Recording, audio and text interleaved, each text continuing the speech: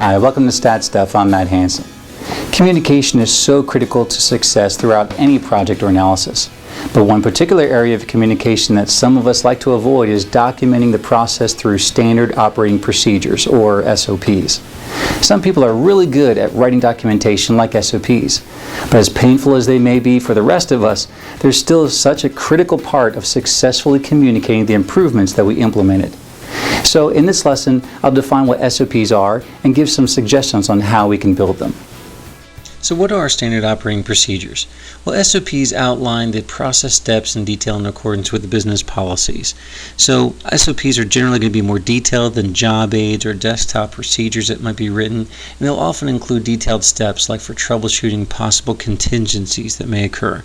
And they often will cite business policies and regulations, and will often describe as well the procedures that they align to and affect other business areas and their SOPs.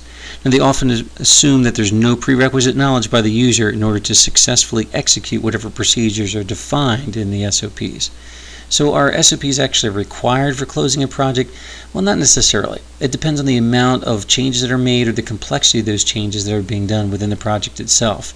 So they're usually an ideal form of documentation to ensure that there's sustainability of the improvements that are in place. But if it ends up being a very simple changes being made without too much complexity and there's not many changes at all, then you may find that SOPs really aren't required at all. So who actually creates the SOPs if you find you need to build them? Well, it's going to be usually the process owner and any process SMEs or subject matter experts that should help in authoring those SOPs. The entire team, though, should be there to validate those SOPs and make sure they agree with it. So how is it that you build the SOPs? Well, you're going to start with any training documentation that you use during the pilot or when you're implementing the actual improvements and steps, and then ensure that the format, or that is the layout, conforms to whatever business standards you might have for other SOPs within the organization.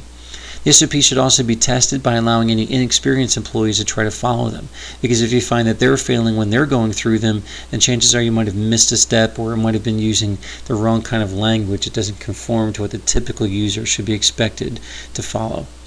And then finally, the SOP should document the authors, the dates, and any version control within the SOP itself. This will help make sure that there's proper revision control, so if there are any changes in the future, all that's fully documented and everyone can make sure they're using the most current version. All right, before we close this lesson, let's discuss how we can apply some of these concepts in a practical way.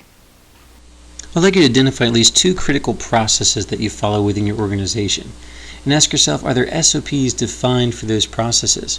If there are, then ask yourself, how closely are those SOPs actually followed and enforced?